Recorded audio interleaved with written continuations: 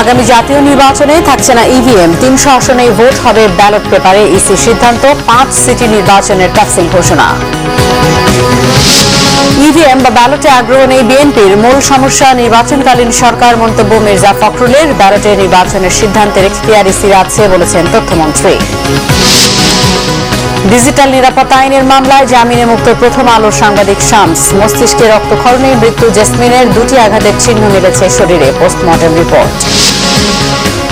Digital নিরাপত্তা আইনে হয়রানির ঘটনা বাড়ছে, বাতিলের দাবি ভুক্তভোগীদের, কয়েকটি ধারা জরুরি ভিত্তিতে সংশোধনের তাগিদ আইন বিশেষজ্ঞদের। কর ফাঁকিতে বছরে 2,30,000 কোটি টাকার রাজস্ব হারাচ্ছে সরকার, সিপিডির গবেষণা, বাজেটে কালো টাকা সাদার সুযোগ না রাখার পরামর্শ। দেখছিলেন বিআরবি কেবল সংবাদ শিরোনাম, এবারে বিস্তারিত। আগামী জাতীয় সংসদ নির্বাচনে ইভিএমে নয় ৩০০ আসনেই ব্যালটে ভোট করার ঘোষণা দিয়েছে নির্বাচন কমিশন। পর্যাপ্ত অর্থ বরাদ্দ না পাওয়ায় রাজনৈতিক দলগুলোর দ্বিমতের কারণে ইভিএম বাদ দিতে হলো কমিশনকে। তবে গাজীপুর, খুলনা, রাজশাহী, বরিশাল ও সিলেট ৫ সিটি কর্পোরেশনের নির্বাচনের ভোট হবে ইভিএমে। ৫ সিটির তফসিলও ঘোষণা করেছে কমিশন। আসন্ন দ্বাদশ জাতীয় সংসদ নির্বাচনে ইলেকট্রনিক ভোটিং মেশিন ইভিএম ব্যবহার নিয়ে অধিকাংশ রাজনৈতিক দল আপত্তি তোলে। তবে তা আমলে নিতে চায়নি নির্বাচন কমিশন। যতগুলো আসনে সম্ভব ইভিএমে ভোটের আভাস দিয়ে আসছিল ইসি। তবে অর্থনৈতিক সংকটের কারণে পর্যাপ্ত তহবিল না পাওয়ায় ইভিএম ব্যবহার নিয়ে নিজেদের অবস্থান পরিষ্কার করল নির্বাচন কমিশন। সোমবার নির্বাচন ভবনের সম্মেলন কক্ষে কমিশনের 17তম সভা হয়। বৈঠকে সভাপতিত্ব করেন প্রধান নির্বাচন কমিশনার কাজী হাবিবুল আওয়াল। এছাড়া উপস্থিত ছিলেন 4 কমিশনার, ইসি সচিব ও ঊর্ধ্বতন কর্মকর্তারা। বৈঠক শেষে জানানো হয়, অর্থ না পাওয়ায় ব্যালটে ভোট নেওয়ার সিদ্ধান্ত নিয়েছে নির্বাচন কমিশন। আসন্ন দ্বাদশ জাতীয় সংসদ নির্বাচনের ৩০০টি আসনে ব্যালট পেপার এবং স্বচ্ছ ব্যালট বক্সের মাধ্যমে ভোট গ্রহণ অনুষ্ঠিত হবে মর্মে নির্বাচন কমিশন সিদ্ধান্ত গ্রহণ করেছে। অর্থ মন্ত্রণালয় থেকে প্রাপ্ত অর্থের যে নিশ্চয়তা প্রদান সেটা না পাওয়া এবং রাজনৈতিক দলসমূহের মধ্যে যে ঐক্যমতের অভাব রয়েছে নির্বাচন কমিশনের এই ইভিএম মেশিন ব্যবহারের ক্ষেত্রে সকল কিছু বিবেচনা করেই হয়তোবা নির্বাচন কমিশন এই সিদ্ধান্তে উপনীত হয়েছে। এদিকে 5টি সিটি কর্পোরেশনের ভোটের তফসিলও ঘোষণা করা হয়েছে। গাজীপুর সিটি কর্পোরেশনের ভোট হবে 25 মে, খুলনা ও বরিশালে 12 জুন, সিলেট ও রাজশাহীতে 21 জুন। নির্বাচন কমিশন সিদ্ধান্ত গ্রহণ করেছেন যে গাজীপুর সিটি কর্পোরেশন নির্বাচন অনুষ্ঠিত হবে আগামী 25 মে রোজ বৃহস্পতিবার এবং এই ভোট গ্রহণ অনুষ্ঠিত হবে সকাল 8টা থেকে বিকেল 4টা পর্যন্ত সময়ের মধ্যে এবং প্রতিটি সিটি কর্পোরেশন নির্বাচনী ইলেকট্রনিক ভোটিং মেশিন ব্যবহৃত হবে। ভোট কারচুপি পর্যবেক্ষণে সিসিটিভি ব্যবহারের কথাও জানিয়েছে কমিশন। তথ্য মনিটরিং এর জন্য আমাদের নিজস্ব যে সিস্টেম আছে ট্যাব দিয়ে আমরা প্রতি 2 ঘন্টা পর পর হালনাগাদ তথ্য সংগ্রহ করব। এটা প্রত্যেকটা সিটি কর্পোরেশন নির্বাচনের জন্য বলবৎ থাকবে। সৈকত সাদিক, বাংলা ভিশন, ঢাকা। বিএনপি মহাসচিব মির্জা ফখরুল ইসলাম আলমগীর বলেছেন, নির্বাচন ইভিএমে নাকি ব্যালটে হবে তা নিয়ে কোনো আগ্রহ নেই বিএনপির। নির্বাচনকালীন সরকার নিয়েই মূলত সংকট। নির্বাচন যতই এগিয়ে আসছে ততই গণতন্ত্রকামী ভিন্ন মতাবলম্বীদের হয়রানি করা হচ্ছে বলে অভিযোগ করেন বিএনপি মহাসচিব। রাজধানীর ইস্কাটনের লেডিস ক্লাবে রাজনৈতিক নেতৃবৃন্দের সম্মানে ইফতার মাহফিলের আয়োজন করে বিএনপি। এতে লিবারেল ডেমোক্রেটিক পার্টি এলডিপি, নাগরিক ঐক্য, জেএসডি, গণতন্ত্র মঞ্চ, 12 দলীয় জোট এবং 20 দলীয় জোট সহ সমমনা বিভিন্ন রাজনৈতিক দলের নেতারা অংশ নেন। জাতীয় পার্টির মহাসচিব মুজিবুল হক চুন্নুর নেতৃত্বে একটি প্রতিনিধি দল ইফতার মাহফিলে অংশ নেন। তবে বাংলাদেশ জামায়াতে ইসলামীর কাউকে দেখা যায়নি। এ সময় দেশ ও জাতির সমৃদ্ধি কামনায় মোনাজাত করা হয়। ইফতার পূর্ব সংক্ষিপ্ত বক্তব্যে বিএনপির মহাসচিব মির্জা ফখরুল ইসলাম আলমগীর বলেন, 36 লক্ষ নেতাকর্মীর নামে মামলা, 600-রও বেশি মানুষকে গুম করা হয়েছে, হত্যা করা হয়েছে 1000-এরও বেশি নেতাকর্মীকে। জনগণের সব অধিকার কেড়ে নিয়ে সরকার একদলীয় শাসন প্রতিষ্ঠার হীন চক্রান্ত করছে বলে অভিযোগ করেন তিনি। নির্বাচন যতই ঘনিয়ে আসছে, নির্বাচনের সময় দিন তারিখ, ততই এই দেশের গণতন্ত্রকামী মানুষ, সংগঠন, রাজনৈতিক, সাংবাদিক যারা ভিন্ন মত পোষণ করছে তাদেরকে হয়রানির শিকার করা হচ্ছে, নির্যাতনের শিকার করা হচ্ছে, তাদেরকে মিথ্যা মামলা বিভিন্নভাবে তাদেরকে তার মত প্রকাশের স্বাধীনতা থেকে বাধা দেওয়া হচ্ছে। জনগণ এই রাষ্ট্রের মালিক সেই বিষয়টাকে বিভাজন ভুলিয়ে দিয়ে এখন ব্যক্তি এবং দলের একটা মালিকানা এই দেশে প্রতিষ্ঠা করার জন্য সব চক্রান্ত চূড়ান্ত করে আনা হচ্ছে। আগামী জাতীয় নির্বাচনে ইভিএম ব্যবহার করা হবে না, ভোট হবে ব্যালটে, ইসির এমন সিদ্ধান্তের বিষয়েও কথা বলেন মির্জা ফখরুল। আজকে নাকি নির্বাচন কমিশন থেকে বলা হয়েছে যে ইভিএম হবে না, সব ব্যালটে নির্বাচন হবে। এই বিষয়ে সাংবাদিকরা যখন আমাকে প্রশ্ন করলেন, আমি তাকে বলেছি যে আমরা এতে এতটুকু আগ্রহী নই এই বিষয়গুলো, কারণ আমাদের কাছে যেটা মনে হয় আমরা পরিষ্কার করে বলেছি যে আজকে জাতির যে সংকট, সেই সংকট হচ্ছে নির্বাচনকালীন সময় কোন সরকার থাকবে, কি ধরনের সরকার থাকবে, সেটাই হচ্ছে প্রধান সংকট। নির্বাচন ব্যবস্থাকে ধ্বংস করে ফেলা হয়েছে এবং নির্বাচন ব্যবস্থাকে এমন ভাবে তৈরি করা হয়েছে যে তারা আবার বিভিন্ন রকম প্রহসন তৈরি করে, নাটক তৈরি করে তারা মানুষকে বিভ্রান্ত করতে যাচ্ছে। পদত্যাগ করে অবিলম্বে নির্দলীয় সরকারের অধীনে নির্বাচনের দাবি জানান বিএনপির মহাসচিব। জাহাঙ্গীর আকন্দ, বাংলাভিশন, ঢাকা। এদিকে তথ্য ও সম্প্রচার মন্ত্রী ডক্টর হাসান মাহমুদ বলেছেন ৩০০ আসনে ব্যালটে নির্বাচন অনুষ্ঠানের সিদ্ধান্ত নেওয়ার এখতিয়ার স্বাধীন নির্বাচন কমিশনের আছে। এ বিষয়ে আওয়ামী লীগ আনুষ্ঠানিকভাবে প্রতিক্রিয়া জানাবে বলেই জানান তথ্যমন্ত্রী। ৩০০ আসনেই তারা ঘোষণা করেছে যে প্রচলিত পদ্ধতিতে নির্বাচন হবে। তো এই নিয়ে আমাদের দল আলাপ আলোচনা করে দলীয়ভাবে আমরা আমাদের প্রতিক্রিয়া জানাবো। তবে নির্বাচন কমিশন স্বাধীন, নির্বাচন কমিশন স্বাধীনভাবে যে কোনো সিদ্ধান্ত গ্রহণ করতে পারে।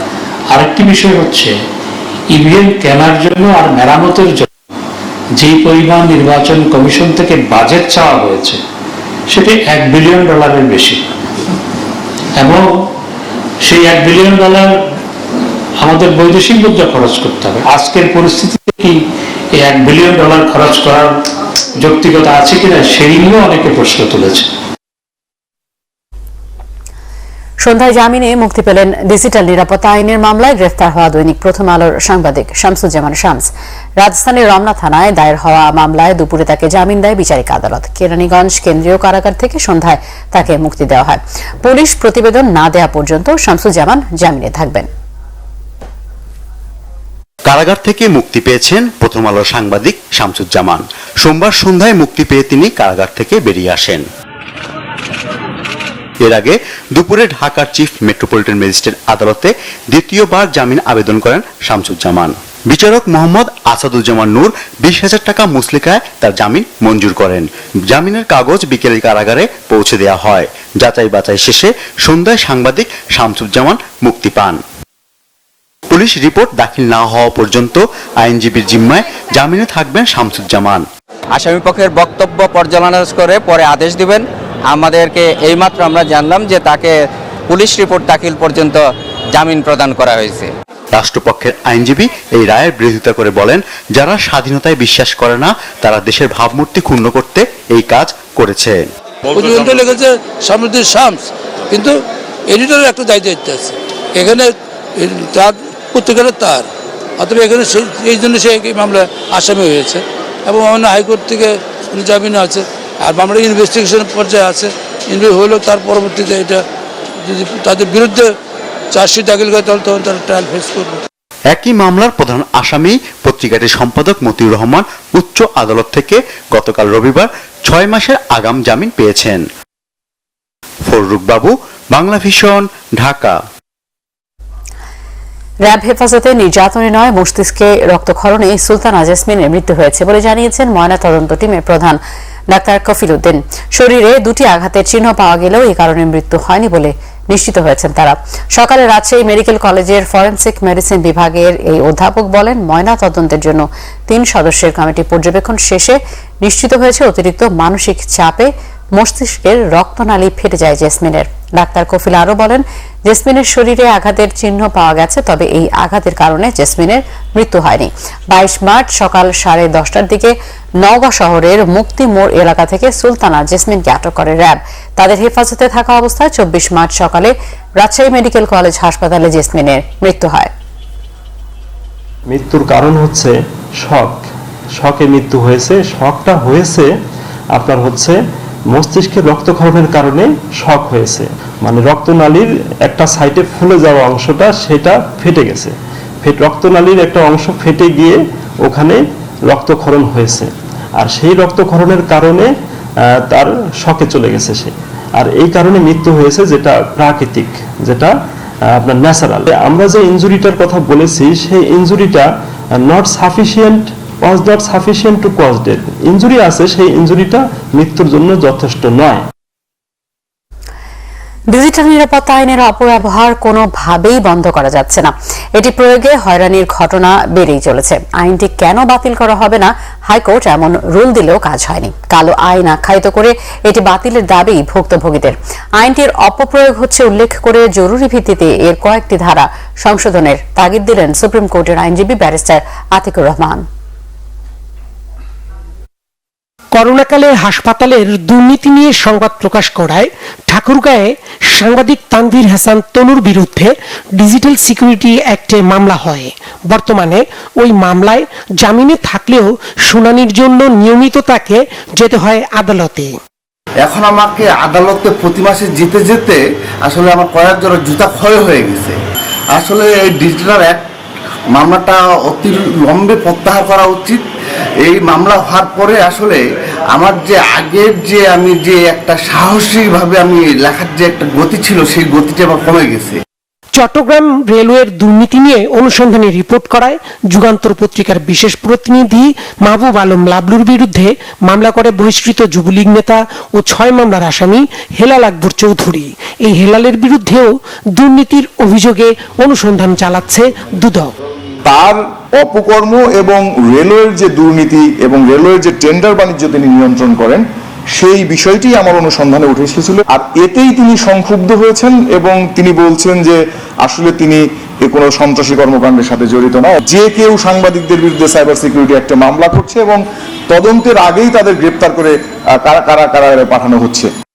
2018 সালের 19 সেপ্টেম্বর সংসদে ডিজিটাল সিকিউরিটি আইনটি পাশ হওয়ার পর থেকে একের পর এক মামলার শিকার হয়েছেন সাংবাদিক ও বিভিন্ন পেশার মানুষ। মানবাধিকার সংস্কৃতি ফাউন্ডেশনের তথ্য বলছে মার্চ মাসে ডিজিটাল সিকিউরিটি অ্যাক্টে মামলা হয়েছে 10টি, যার মধ্যে 3টি মামলা হয়েছে সাংবাদিকের বিরুদ্ধে। ফেব্রুয়ারিতে মামলা হয়েছে 5টি। প্রয়োজনে আইনটি সংশোধনের কথাও বলেছেন আইনমন্ত্রীও।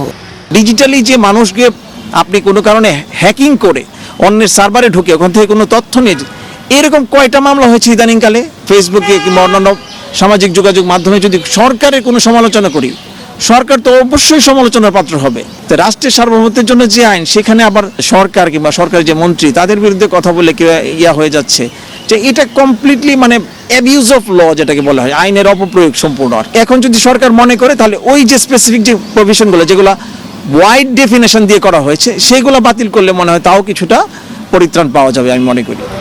ডিজিটাল সিকিউরিটি অ্যাক্টে কেউ যেন হয়রানির শিকার না হয় এ ব্যাপারে সরকারকে আরও সতর্ক থাকার পরামর্শ এই আইনজীবীর। দীপন দেওয়ান, বাংলা ভিশন, ঢাকা। প্রধানমন্ত্রী শেখ হাসিনা বলেছেন বাংলাদেশ কিডনি প্রতিস্থাপন সহ জটিল সার্জারি পরিচালনার সক্ষমতা অর্জন করেছে। গণভবনে প্রধানমন্ত্রী শেখ হাসিনার সঙ্গে দেখা করেন বঙ্গবন্ধু শেখ মুজিব মেডিকেল বিশ্ববিদ্যালয়ের উপাচার্য ডাক্তার মোহাম্মদ শরফুদ্দিন আহমেদের নেতৃত্বে সফল কিডনি প্রতিস্থাপনে সুস্থ হওয়া শামীমা আক্তার ও কিডনি দানকারী মৃত সারা ইসলামের মা শবনম সুলতানা সহ সংশ্লিষ্ট চিকিৎসকরা। এ সময় দেশের চিকিৎসকদের প্রশংসা করে প্রধানমন্ত্রী বলেন, জাতির পিতার পদাঙ্ক অনুসরণ করে সরকার মানুষের দোরগোড়ায় স্বাস্থ্যসেবা পৌঁছে দিচ্ছে। চিকিৎসা খাতে সরকারের নানা উদ্যোগের কথা উল্লেখ করেন প্রধানমন্ত্রী। পরে প্রধানমন্ত্রীর উপপ্রেস সচিব KM শাখাওয়াত মুন সাংবাদিকদের ব্রিফ করেন। গত 18 জানুয়ারি BSMMU-তে সফল কিডনি ট্রান্সপ্লান্ট অপারেশন করেন বঙ্গবন্ধু মেডিকেল বিশ্ববিদ্যালয়ের প্রক্টর ইউরোলজি বিভাগের অধ্যাপক ডাক্তার হাবিবুর রহমান দুলালের নেতৃত্বাধীন একটি চিকিৎসক দল।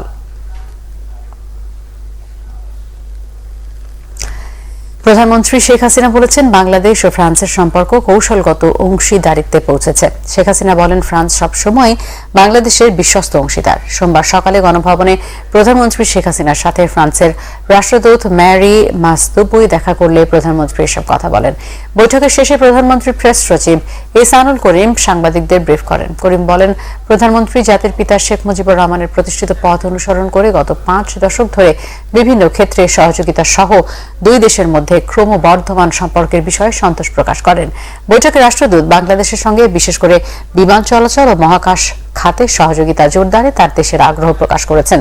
তিনি বলেন, তারা সব সময় বাংলাদেশের সাথে সামুদ্রিক নিরাপত্তা নিয়েও কাজ করতে আগ্রহী। বাংলাদেশের দ্বিতীয় স্যাটেলাইট নির্মাণে তার দেশের আগ্রহের কথাও ব্যক্ত করেন মেরি মাসদুবুই। বৈঠকে জলবায়ু পরিবর্তন ইস্যু নিয়ে বিশদ আলোচনা হয়।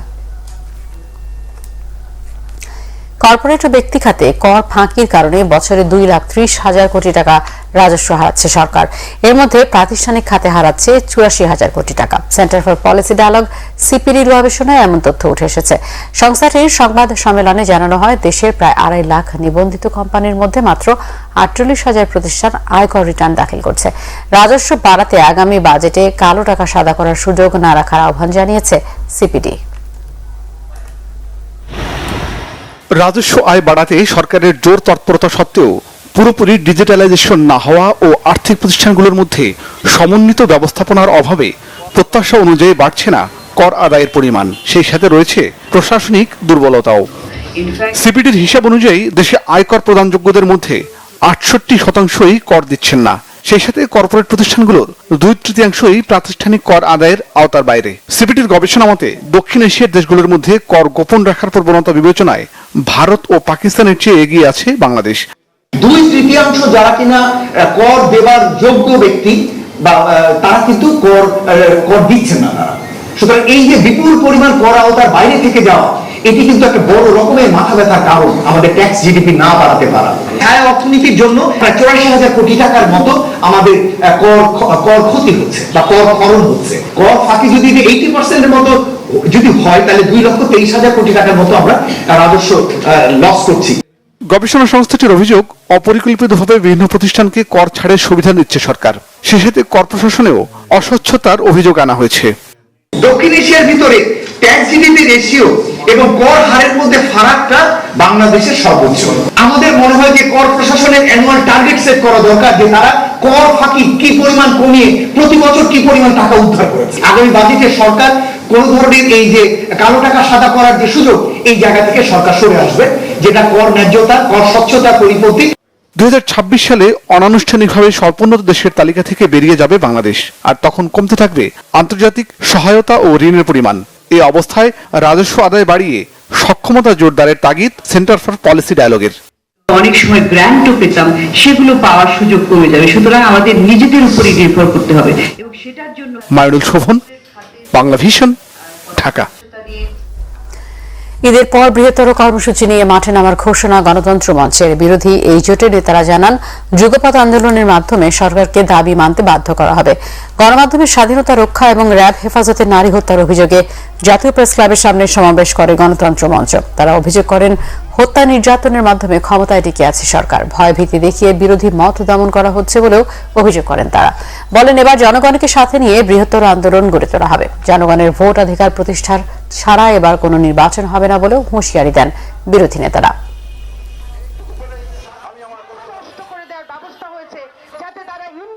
সকল বিরোধী দল, জনগণের সকল অংশ, সবাইকে আমরা রাজপথে সমন্বিতভাবে যুগপথভাবে এই সরকারকে বিদায় দেওয়া না পর্যন্ত রাজপথে বৃহত্তর আন্দোলনের আমরা ডাক দিচ্ছি। এই লড়াই এবার আমরা জিতবো, জিতে দেশকে রক্ষা করব, জনগণকে রক্ষা করব। এখনই হয়তো আন্দোলনের গতি তত তীব্র করতে পারছি না, কিন্তু আমি আপনাদের বলে রাখতে চাই, রোজা যাবে, ঈদ যাবে, মানুষ ঢাকায় ফিরবে, আবার রাজপথে মিছিল শুরু হবে। সেই রকম মিছিল, যেই মিছিলে সরকারের বুকে কাঁপন চলে যাবে। এমন আন্দোলন হবে যেই আন্দোলনের মুখে শুধু দেশ নয়, বিশ্বের বিভিন্ন দেশে বলবে, সবাই তোমাকে চলে যেতে বলছে, তোমার চলে যেতে হবে, না হলে তুমি এই দেশের কোনো কল্যাণ করতে পারবে না। এবারে ইগল সুপার আরসোল ঈদ বাজার।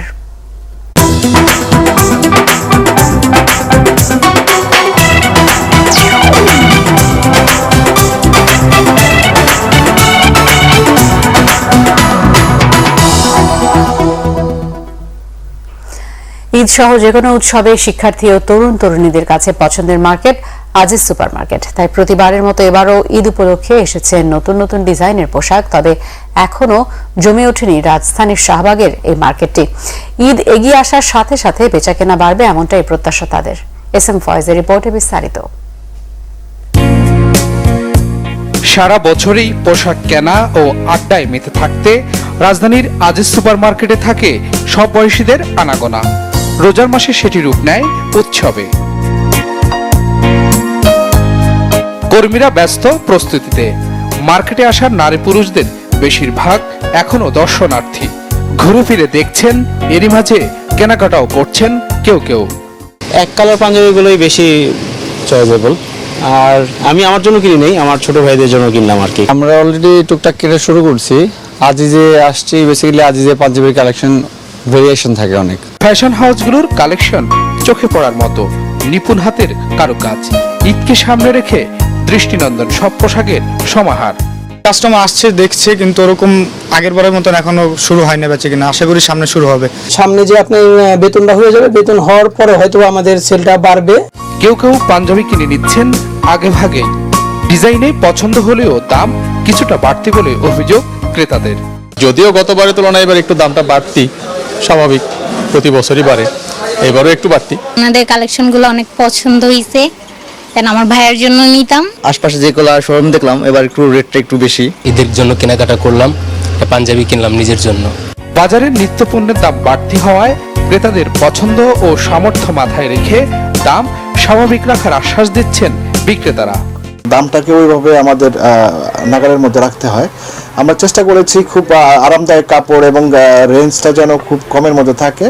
এবছর এক কালার রঙের উপর বেশ আধিপত্য, এবং সেটা কাপ এবং শার্ট কলারের প্রায়োরিটিটা এবছর আমার মনে হচ্ছে ব্যক্তিগতভাবে আমি দেখছি যে একটু চাহিদাটা বেশি। এবছরও প্রোডাকশন ভালো, আশা করছি 15 বা 10 রোজার পর থেকে আমাদের যে আশানুরূপ সেল হওয়ার কথা সেটা আমরা পাবো আশা করি। 2 বছর পর এবার ভালো বিক্রির আশা দোকানীদের। S M Foyez, Bangla Vision, Dhaka. বাণিজ্য মন্ত্রী টিপু মুন্সির দাবি, গত 4 বছরের মধ্যে এবারে রমজান ভালো হচ্ছে, বাজার পরিস্থিতি বেশ ভালো। ঈদ সামনে রেখে সারা দেশে দ্বিতীয় ধাপে টিসিবির পণ্য বিতরণ উদ্বোধন করে তিনি এই কথা বলেন। এবার 1 কোটি পরিবারের মধ্যে টিসিবি বিতরণ করা হবে বলে জানান তিনি। রমজানের আগে বাজারে বেশিরভাগ পণ্যের দাম বেড়ে গেছে। মুরগি, ছোলা, চিনি কিংবা খেজুর কোনোটির দামই আগের বছরের চেয়ে কম নয়। তাই সংসার চালাতে রীতিমতো হিমশিম খাচ্ছেন সীমিত আয়ের মানুষ। নিত্য পণ্যের দাম নিয়ে তাই নিম্ন আয়ের মানুষের অসহায়ত্বের শেষ নেই। গোস্ত, মাছ, ভাত, শাক দিয়া ডাউল দিয়া ভাত খাবো, সেটাও হয় না আমাদের। দাম বেশি, আর মাংস তো আমরা পোলাপানটা খাওয়াইতেই পারি না। এমন প্রেক্ষাপটে সারা দেশের দ্বিতীয় ধাপে টিসিবির পণ্য দেওয়া শুরু হয়েছে। রাজধানীর আব্দুল্লাহপুরে কার্যক্রম উদ্বোধন করে বাণিজ্য মন্ত্রী দাবি করেন, গত কয়েক বছরের তুলনায় এবারে রমজানে নিত্য পণ্যের বাজার স্থিতিশীল। যদি এর আগের 4টা রমজান দেখেন আর এবারটা দেখেন, কম্পেয়ার করলে পরে দেখবেন যে গত বারগুলোর তুলনায় এবারের অবস্থা কিন্তু খারাপ হয়নি, তার চেয়ে বরঞ্চ ভালোই আছে। এবং সংকট যদিও গভীর, তার মধ্যেও কিন্তু আমরা চেষ্টা করেছি। আপনারা লক্ষ্য করেছেন যে ব্রয়লার দাম, মুরগির দাম বেড়েছে, সেটা কিন্তু মৎস্য প্রাণী সম্পদ মন্ত্রণালয়ের দায়িত্ব। আমরা শুধুমাত্র চেষ্টা করি যেন মানুষের ভোক্তাদের কষ্ট না হয়, এটা তারা ঠিক করবেন কত দামে বিক্রি হওয়া উচিত। এদিকে পণ্য কিনতে এসে কিছুটা বেগ পেতে হচ্ছে বলে জানিয়েছেন ক্রেতারা। সাশ্রয় যায় 200-300 টাকা হয়, তার থেকে আমাদের হারানি। গত মাসেও মাল পাই নাই, এর আগের মাসেও পাই নাই, এই মাসে 4 দিন সিরিয়াল আইসে মাল পাই নাই, 4 দিন ঘুরে গেছি। লোকজনের হাবাগাম, এবার যায় যে পারে মুখ চিনা চিনা মানুষের দিয়ে দেয়।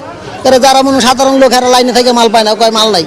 জিনিস যত ধরুন একদম আমরা একটু সাথে পাই, এটা আনলে আমরা একটু উপকার হয়। 800 জনের সংসারে 2 কেজি তেলে চলে, 2 কেজি ডাল, 1 কেজি চিনি, এতে চলে কেমনে?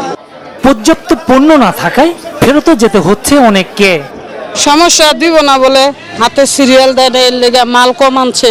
কার্ড আছে নাম্বার দেয় নাই, হাতের জন্য দিবে না। মাল বলে 300 আনছে, 300 লোক নিয়ে নিছে, হাত দিবে না। GM Hasan, Bangla Vision, Dhaka. প্রথম আলোর প্রতিবেদনকে উদ্দেশ্য প্রণোদিত ও ষড়যন্ত্রমূলক উল্লেখ করে প্রতিবাদ জানিয়েছে অভিনয় শিল্পীরা। প্রথম আলোর প্রতিবেদনকে মন গড়া বানোয়াট উল্লেখ করে সাংবাদিকতার জঘন্যতম নজির বলে প্রতিবাদ লিখতে উল্লেখ করেন শিল্পীরা। প্রতিবেদনটিকে দেশের ভাবমূর্তি নষ্ট করার একটি পরিকল্পিত ষড়যন্ত্র বলেও উল্লেখ করা হয়। একই সঙ্গে দেশে অস্থিতিশীল করার চেষ্টা বলেও প্রতিবাদ বিবৃতিতে জানানো হয়। প্রতিবাদ জানানো বিশিষ্ট শিল্পীদের মধ্যে রয়েছেন আসাদুজ্জামান নূর, সুবর্ণ মোস্তফা, আলমগীর হোসেন, অরুণা বিশ্বাস, রিয়াজ, ফেরদৌস, নিপুণ, তানভিন সুইটি, বিজেডি বরকতুল্লাহ, তারিন, মীর সাব্বির ও অন্যান্যরা। আধিপত্য বিস্তার ও জমি জমা নিয়ে বিরোধের জের ধরে সিলেটের জৈন্তাপুরে প্রকাশ্যে শামসুদ্দিনকে পিটিয়ে হত্যা করে তার চাচাতো ভাইরা।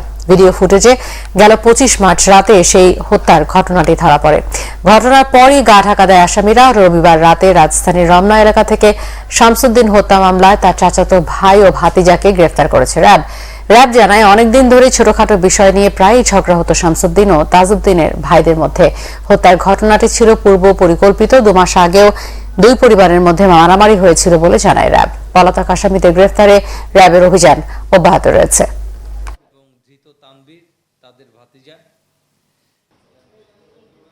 আন্তর্জাতিক সংবাদ।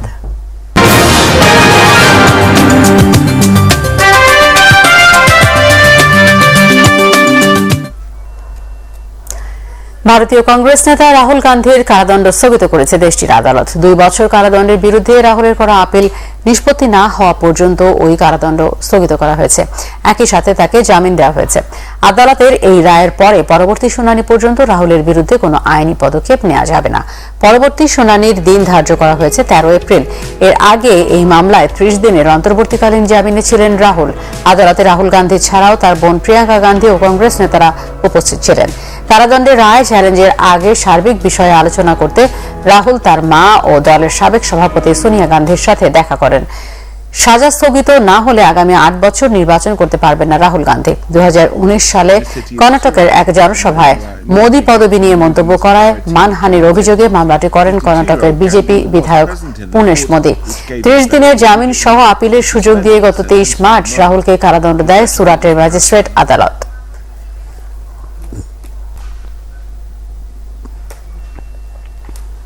খেলা সংবাদ।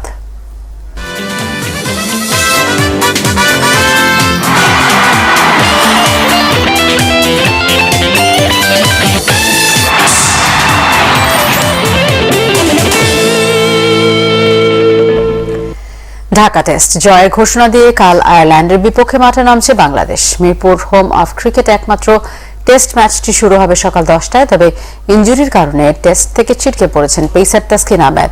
অনিশ্চিত ওপেনার তামিম ইকবাল জয়ের আশা করছেন অলরাউন্ডার মেহেদী হাসান মিরাজ। বিসিবি সভাপতি শুধু জয়ই নয়, আইরিশদের বড় ব্যবধানে হারানোর স্বপ্নও দেখছেন। ম্যাচের আগের দিন দলের অবস্থান জানাতে প্রেস কনফারেন্সে অধিনায়কের থাকার নিয়ম। তবে সাকিব নেতৃত্ব থাকলে খুব কম সময় পাওয়া যায় তাকে। রবিবার অনুশীলনে ছিলেন না টাইগার অধিনায়ক। টেস্টের আগের দিনও অল্প সময়ের জন্য অনুশীলন করেছেন। তবে তাকে পাওয়া গেল টিম হোটেলে বিসিবি সভাপতির সাথে দলের অবস্থান নিয়ে আলোচনায়। টিম হোটেলে এসে বিসিবি সভাপতি পেলেন দুঃসংবাদ। এই ম্যাচে থাকছেন না দলের পেস তারকা তাসকিন। তারপরও বড় জয়ের প্রত্যাশা তার। টেস্ট ফরম্যাটটাতে আমরা ভালো করতে চাচ্ছি। আমাদের ওডিআইতে মোটামুটি আমরা ভালো ছিলাম, টি20তে আমরা অনেক পিছনে ছিলাম। আমরা ঠিক করেছি টি20তে ভালো করব। তো আমরা একটা জায়গায় মোটামুটি এখন মনে হচ্ছে আগের চেয়ে ইমপ্রুভ করেছে। আমি বলছি না যে খুব ভালো হয়ে গেছে, আগের চেয়ে অনেক ইমপ্রুভ। সিমিলারলি এখন আমরা ঠিক করেছি যে অবশ্যই আমাদের টেস্টও ইমপ্রুভ করতে হবে। সো এটা একটা চ্যালেঞ্জ। এখন ছোট বড় টিম নিয়ে বড় কথা না, আমাদের এটার পরে কিন্তু আবার আফগানিস্তানের সাথে 2টো টেস্ট আছে, কাজে ওটাও is going to be more challenging. আইরিশদের বিপক্ষে একমাত্র টেস্টের আগে প্রস্তুতিটা ভালোই সেরেছে টাইগাররা। লাল বলে সবসময় দুর্বল বাংলাদেশ, মাঠে নামে আন্ডারডগ হিসেবে। এবার পরিস্থিতি ভিন্ন। টাইগাররা এবার মাঠে নামছে ফেভারিট হিসেবে। তবে কোনো চাপ নেই, এই ম্যাচে নিজেদেরই এগিয়ে রেখেছেন অলরাউন্ডার মেহেদী হাসান মিরাজ। লাস্ট টেস্ট ম্যাচটা তো অলমোস্ট আমরা ক্লোজে যে হেরে গিয়েছি ইন্ডিয়ার সাথে। অবভিয়াসলি আয়ারল্যান্ডকে ছোট করে দেখার কোনো কিছু নেই, কারণ ক্রিকেট খেলায় সব কিছুই হতে পারে এবং অবশ্যই আমরা রেসপেক্ট করব অপোনেন্ট টিমকে এবং আমাদের বেস্টটা দেওয়ার জন্য চেষ্টা করব, কারণ আমাদের যে টিমের ভিতরে এখন যে কনফিডেন্ট আছে, সবাই যেভাবে টাচে আছে, আই হোপ যে সবাই খুব ভালো পজিশনে আছে এবং খেলার ভিতরে আছে, এটা খুব ভালো একটা পজিটিভ সাইন। ওয়ানডে ও টি-20 সিরিজে হেরেছে আয়ারল্যান্ড। আইরিশ অধিনায়কের চোখে ঘুরে দাঁড়ানোর স্বপ্ন, যদিও বাস্তবতা তার ভালোই জানা। সাইফুর রহমান চৌধুরী, বাংলা ভিশন, ঢাকা। মিয়ানমারে মেয়েদের পাঠাতে বাংলাদেশ অলিম্পিক অ্যাসোসিয়েশন ও জাতীয় ক্রীড়া পরিষদের কাছে সাহায্য চাওয়া হয়েছিল। তারা টাকা না দেওয়ায় মেয়েদের পাঠানো যায়নি বললেন বাংলাদেশ ফুটবল ফেডারেশনের সভাপতি কাজী সালাউদ্দিন। বাফুফের ভাবমূর্তি সংকটের পেছনে দায়ী মিডিয়া, তাদের কারণে নারী ফুটবলাররা অনুশীলন বয়কট করছে দাবি সালাউদ্দিনের। হঠাৎ করেই বাফুফে ভবনে সংবাদ সম্মেলনে কাজী সালাউদ্দিন মিয়ানমারের অলিম্পিক বাছাইয়ের ম্যাচে নারী দলকে না পাঠানোর ব্যাখ্যা দিয়েছেন তিনি। তার দাবি, এই ম্যাচটির খরচ অলিম্পিক অ্যাসোসিয়েশনের বহন করার কথা, তবে তারা দায়িত্ব নেয়নি, এমনকি এনএসসিও সাড়া দেয়নি। এটা অলিম্পিকের খেলা, যখন অলিম্পিক আমাদেরকে এটা দাওয়াত দিয়েছে, ইন জেনারেলি উই এক্সপেক্টেড যে সাপোর্টটা আসবে ওখান থেকে। যখন আমি জেলসির সাথে আলাপ করলাম, ওনাদের সাহেবের সাথে I directly spoke to him. সাহেব বলল, আমি কোনো টাকা দিতে পারবো না। তাহলে আমি করবো কি? তাহলে আমি বলে, তাহলে টিম যাবে না। বলে, that's a very easy solution, কোনো চেষ্টা করা যায়। বলে, তুমি চেষ্টা করে দেখতে পারো। So I road to the ministry of sports. Ministry of sports বলছে তাদের এখন পজিশন নাই ফান্ড দেওয়ার। এর মাঝে নারী ফুটবলাররা বেতন বাড়ানো সহ 5 দফা দাবি জানিয়ে করেছে অনুশীলন বয়কট। বাফুফের ইমেজ সংকট থেকে শুরু করে নারীদের অনুশীলন বয়কট, সবকিছুর জন্যই মিডিয়াকে দায়ী করলেন বাফুফে বস। ইমেজ সংকট হবে না কেন? Because you are not helping us. আপনারা চাচ্ছেন যে এটার ক্রিটিসাইজ কতখানি করা যায়, কতখানি ছিঁড়া যায়। আপনি ভেরি ফ্র্যাঙ্ক, বিকজ এই আমেরিকা পাওয়ার ছিল না, এটা আছে, থাকবে না। It's very simple.